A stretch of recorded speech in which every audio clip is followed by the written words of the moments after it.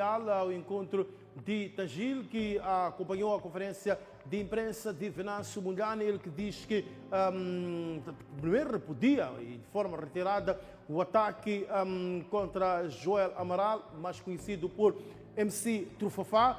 Diz que, apesar disso, vai continuar a dialogar com o governo, mas se situações similares prevalecerem, diz que poderá ele, assim como o povo, ponderar essa posição. Tagil, os detalhes. Boa tarde. Boa tarde, Jorge. Saudações estendidas aos ouvintes e telespectadores. Respondemos já a partir mesmo de Quelimane, aqui na zona do Benedito, onde aconteceu o incidente mesmo com o Joel Amaral. Estamos aqui do lado do Venâncio Mondlane, que desde já passamos mesmo a perguntar o que o traz a Quelimane. Tá, muito obrigado e primeiro agradecer a presença de toda esta imprensa que acolheu este momento. O que nos move aqui, portanto, estou aqui acompanhado, digamos, dos vários coordenadores da nossa organização, do nosso projeto político. Move-nos aqui, primeiro, a solidariedade, não só com o Joel, com a família, mas também com todo o povo de Quelimane e da Zambésia. Como vocês sabem, Zambésia tem a particularidade de termos dois membros séniores do nosso projeto político que foram, digamos assim, que sofreram atentados. Que primeiro foi o Elvino Dias, só que este atentado foi um atentado que levou de fato à morte, e este o último do Joel Amaral, que foi, digamos, um atentado, um homicídio frustrado. Então nós tínhamos que de fato prestar uma homenagem especial à Zambésia, que tem sido uma província que tem sido um pilar, um suporte a todo o nosso projeto político. Este é o primeiro ponto. O segundo ponto é também virmos aqui, como vocês viram há pouco tempo, estamos a mobilizar apoio da população da Zambésia para suporte financeiro a este tratamento médico, que sabes muito bem, pela gravidade do assunto, é muito caro. Terceiro, viemos reafirmar duas coisas importantes. Reafirmar primeiro o nosso compromisso com a paz, o nosso compromisso com um diálogo de fato frutífero, verdadeiro, leal. Continuamos a pautar pela paz e queremos a reconciliação dos moçambicanos, mas também reafirmar que, se bem que há um plano, uma conspiração para apenas fazer de contas que o aperto de mão era apenas para lançar areia nos olhos do povo, mas que querem continuar com esta escalada dos assassinatos, dos sequestros, também dizer que aí temos que afirmar de forma categórica que o povo está disponível também a fazer justiça, que o povo não vai aceitar ser escravizado para sempre. E isto é natural, aconteceu também no período da nossa independência, na luta pela independência nacional. Passamos 500 anos de escravidão e o povo disse basta. Depois tivemos os 16 anos da luta pela democracia, o povo disse basta, que é democracia. Agora também, se a escravidão, se os raptos, assassinatos, a humilhação do povo for para continuar, o povo tem todo o direito também para dizer basta. Então viemos aqui para reafirmar isso e dizer que nós estaremos sempre do lado do povo. Se o povo disser que basta, nós agora queremos também lutar pela justiça, queremos lutar pelos nossos filhos, pelas nossas famílias, nós estaremos com o povo. Então viemos reafirmar isso, viemos passar claramente esta mensagem e também dizer claramente que o nosso projeto político, que é o projeto do Partido Ana Malala, é uma das formas em que nós nos predispusemos para fazer uma luta política dentro dos padrões democráticos e dentro das regras democráticas do país. Então, viemos reafirmar isso, que esta é a nossa vontade, este é o nosso desejo, este é o nosso foco, é a nossa visão. Basicamente é isso. Esse atentado acontece numa altura em que há essas conversações, como bem disse aqui. Será que essas conversações não ficam abaladas com este atentado? Não, do nosso lado nós viemos e reafirmamos isso. Nós reafirmamos que nós estamos totalmente disponíveis a continuar com o roteiro da paz. Queremos continuar com o roteiro da reconciliação. É por isso que dissemos que uma das formas de continuarmos a nossa luta é a partir do nosso partido político. Portanto, isto não muda absolutamente nada. Agora, o que de fato é preciso salientar aqui é que também não estamos, digamos, na atmosfera, não estamos com os pés na terra. As pessoas estão a morrer, as pessoas estão a ser sequestradas. Então temos que reafirmar que também há limites para tudo. Há limites para a humilhação. Quando ela atinge, ou digamos, um ponto e ela começa a transbordar, ela vai gerar reações. Então não quer dizer, a gente não vai abandonar a nossa perspectiva da paz, da reconciliação e dos pontos que foram acordados. Mas por outro lado também estamos a dizer que é preciso haver limites para o nível de humilhação que um povo possa aguentar, né? Infelizmente, o Elvino Dias não teve a mesma sorte com o de Joel.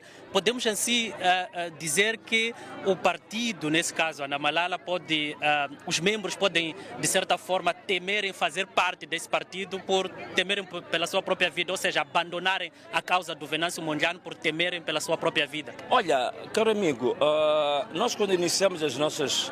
O Elvino Dias foi assassinado no dia 19 de outubro. Do dia 19 de outubro para cá, de outubro para esta parte, temos que 6 meses, né? Temos isso, 6 meses. Fazem 6 meses em que este povo está determinado. Faz 6 meses que este povo tem manifestado interesse, vontade. Olha só, em todos os encontros que nós temos com a população, tu notas que o entusiasmo, a força, a determinação não é abalada por causa das mortes. Por quê? A morte do indivíduo é morte do indivíduo. Agora, o povo tem uma vida muito maior, muito mais extensa e eterna. Então, cair o Venâncio hoje não há de ser motivo para amanhã se parar com a luta pela liberdade, a luta pela democracia. Morreu Afonso Dhlakama, veja lá hoje o que Afonso Dhlakama é, como se fosse uma espécie de um adubo, como se fosse um fertilizante. Depois de Afonso Dhlakama, veja o que aconteceu com o país. O país foi mobilizado de norte a sul, do Rovuma a Maputo, fertilizou o país. Com a morte de Elvino Dias, olha o que aconteceu com o país. Seja lá quem for a cair individualmente pela causa, é um fertilizante para esta luta ficar cada vez mais forte, não é? Ao aceitar o aperto de mão, como dizia, o que é que Venâncio esperava em termos de melhoria para a sociedade? Não, a primeira coisa, o primeiro ponto era a escalada da violência parar. As mortes, os assassinatos, os sequestros, os raptos, as execuções extrajudiciais, como é esta que tentaram fazer com o Joel. Este foi o primeiro ponto que eu defendi na cara do Daniel Chapo. Ele sabe disso, ele nunca vai vir ao público dizer que eu não falei disso. Isto veio de mim, para a cara dele. Ele concordou comigo a 100%. Porque reconheceu que não é possível pensar-se em nenhuma política pública, em nenhum programa de desenvolvimento do país, quando tu tens graves problemas de insegurança. Então, isto foi reconhecido. Este é o ponto fundamental, a espinha dorsal. 2. Falamos também das pessoas que sofreram. Temos pessoas feridas neste momento. Algumas delas que ainda têm balas dentro do próprio corpo que nem têm acesso ao tratamento médico. Foi concordado entre os dois e ele próprio disse que concordava a 100% que era preciso tratamento médico gratuito para essas pessoas. Ainda ele acrescentou uma coisa, disse, olha, para além da sua proposta, eu acrescento que é preciso tratamento psicológico. Eu disse, perfeito, estamos juntos. Ponto 3. As pessoas que neste momento estão, as famílias que perderam fontes de sustento. Aqueles que eram cabeça da família que foram assassinados e as famílias estão desamparadas. É preciso compensações financeiras para essas pessoas. Concordamos. O último ponto são as pessoas que estão detidas. Que na nossa perspectiva deve haver amnistia, uma lei de amnistia para essas pessoas todas. E não uma amnistia seletiva, caso a caso. Estes são os 4 pontos fundamentais da primeira etapa. Ainda existem outros pontos que não foram discutidos, que nós ainda queremos levar à mesa do diálogo.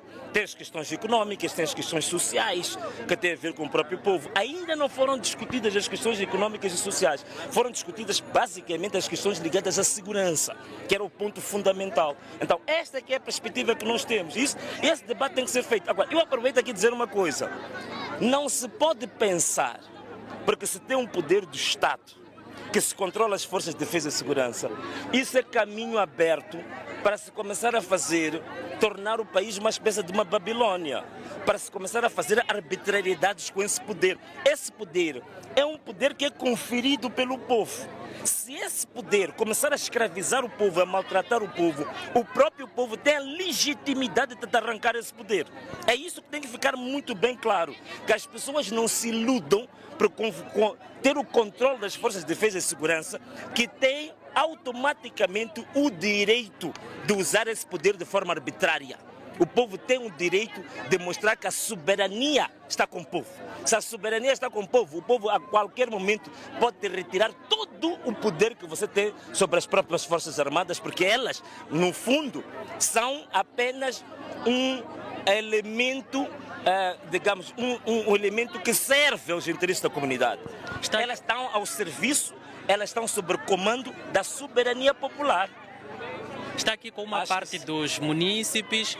Quanto tempo? Uma parte também daqui, aproveito agora a ocasião, desculpa quebrar o protocolo, são as irmãs do Elvino Dias que estão aqui a marchar conosco, só para responder àquela tua pergunta. Se as pessoas vão ter medo porque alguém foi baleado, alguém foi morto. Estão aqui as irmãs, olha para elas, são pessoas de certa idade, mas estão aqui a marchar. Estão todos os dias a incentivar os jovens a abrir os seus olhos, a posicionarem-se em favor do povo, a continuarem a lutar em benefício deste país. Então estão aqui também para dizer que eu gostava também que esta imagem pudesse passar para o mundo, para mostrar claramente que esta luta não é a luta do Venâncio, não é a luta da Maria Moreno, não é a luta do Denis, não é a luta do Araújo, que aproveito agora também, mandar um forte abraço para o Manuel de Araújo pela iniciativa que ele teve de portas fechadas do município durante 3 dias para que o povo pudesse protestar contra este atentado. Portanto, um grande abraço para Manuel de Araújo, um grande homem, um grande democrata. E falando sobre o atentado, domingo até hoje, o que já foi avançado do seu ponto de vista de justiça, por exemplo? Do ponto de vista de justiça, eu gostaria que mais logo me respondesse essa pergunta, depois de perguntar ao chefe das Forças Armadas. Eu também quero resposta para isso. Estou muito ansioso. Mas olha, muito obrigado a todos vocês pela vossa presença. Nós agora vamos coçar um pouco os nossos pés com uma marcha, tá bem? Muito obrigado. Portanto, Jorge, tivemos uma conversa com Venâncio Mondlane, ele mesmo que teceu alguns comentários mesmo sobre o atentado de Joel Amaral. E a marcha vai começar mesmo a partir deste local onde o Joel Amaral foi atentado. E, de certa forma, ele deixou aqui florescer tudo que tem a ver com a sua presença neste local. E nós, como podemos escutar muito bem, o Venâncio Mondlane deixou bem claro de que esta situação não vai abalar aquilo que é o motivo dele de começar a conversação com o presidente da República. Ele está convicto de que os ideais dele não serão apagados com a morte das pessoas, ou seja, dos membros do seu partido. Jorge, entretanto, a marcha já começou e nós vamos devolver a palavra aos estúdios do Balanço Geral. Boa tarde. Boa tarde, obrigado. A partir de Quilimane, com esta informação, Venâncio Mondlane a dizer que não vai rasgar o acordo, vai continuar a dialogar com o governo. Todavia, deixa aqui algumas condições para o efeito, no sentido de não continuar aquilo que ele considera a perseguição aos membros ou então aos seus apoiantes. Vamos ao intervalo, voltamos com mais informações. Até já.